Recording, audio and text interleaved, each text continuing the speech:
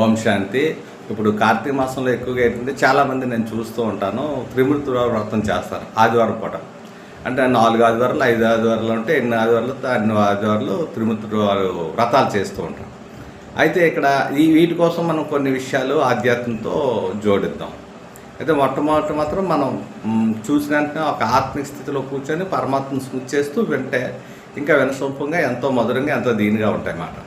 అయితే ఇక్కడ త్రిమూర్తులు కాదు, మనం ఏమంటాం, బ్రహ్మ విష్ణు శంకర్లు అంటాం. ఈ విధంగా చెప్తాం.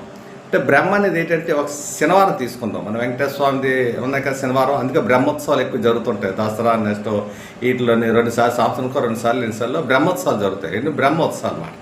అంటే బ్రహ్మ క్రియేట్ మాట. బ్రహ్మ అంటే బ్రాహ్మణుడు అంటే కళ్యాణం చేసేవాడు, పెళ్లి చేసేవాడు కదా బ్రాహ్మణుడు అంటే, అంతే కదా. అందుకని బ్రహ్మోత్సవాలు ఎక్కువ జరుగుతాయి. ఇక్కడ ఏంటంటే అందుకే ఆయన ఇద్దరిని పెళ్లి చేసుకున్నారు. ఎవరు? మన వెంకటేశ్వర ఇద్దరిని చేసుకున్నారు కదా చక్కగా. అయితే వెంకటేశ్వర మాట.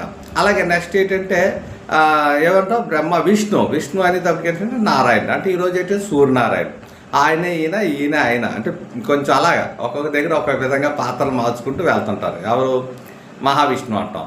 సో ఈయన ఏంటంటే ఆదివారం వచ్చింది మాట. ఇతను స్పెషల్ ఆదివారం ఇతను చూడండి ఎన్ని రకాల పాత్రలు. విష్ణుమూర్తే కదా, వామనుడిగా ఏంటి, పరశురాముడిగా ఏంటి, రాముడిగా ఏంటి, కృష్ణుడిగా ఏంటి, దశావతారాలు చూపిందంతా విష్ణుమూర్తే పాలన చేసినట్టు. అందుకే మనకు ఆదివారం అందరికీ కూడా అనేక రకాల భిన్న వ్యాపకాలు ఉంటాయి, పాత్రలు ఉంటాయి. ఆ రోజు సెలవు రోజు నేర్చేద్దాం. ఒక్కొక్కరు ఒక్కో రోజు ఒక విధమైన ప్లాన్లు వేసుకుంటారా. ఈరోజు మనం పిక్నిక్ వెళ్దామా, ఈరోజు సినిమాకి వెళ్దామా, బీచ్కి వెళ్దామా, చుట్టాల ఇంటికి వెళ్దామా, ఏం చేద్దాం అకేషన్స్ రకరకాలుగా అంటే ఆదివారం సొంతం అన్ని పాత్రలు అభినయిస్తారు.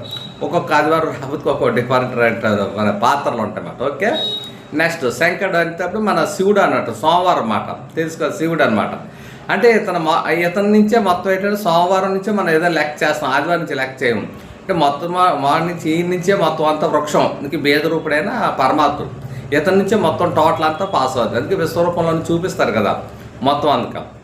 అంటే ఇక్కడ మీకు బ్రహ్మ విష్ణు శంకర్ల ఈ 3 రూపాలకి మనకు తెలిసిందన్నమాట. అంటే దీన్ని త్రిమూర్తి వ్రతం అంటారు. త్రిమూర్తి అంటే ఈ 3 మనకు చాలా విశేషమైన రోజులు అన్నమాట. శనివారం వస్తుంది అనేటప్పటికి ఏంటంటే ఒక తెలియని ఆనందం. అంటే రేపు ఆదివారం కోసం ఎంతో తెలియని అది.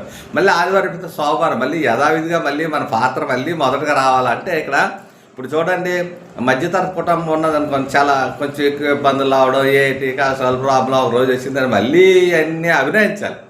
ఎప్పుడు మళ్ళీ 6 రోజులు. అందుకే భగవంతుడు ఏంటంటే మన జన్మల తాలూకు రహస్యాలకు చెప్తాడు. ఇప్పుడు పూర్వజన్మ సుకృతం అంటారు. అంటే జన్మలు ఎంతో మంది చూస్తున్నాం, దేనికి ఎలా జరుగుతుంది, దేనికి ఎలా నడుస్తుంది అంటే ఆది మధ్య అంతజ్ఞానం తెలిసింది ఒకే ఒక్కడికి మన తండ్రి శివపరమాత్ముడు. మనందరికీ భగవంతుని మనం గుళ్ళోకి వెళ్ళి తల్లి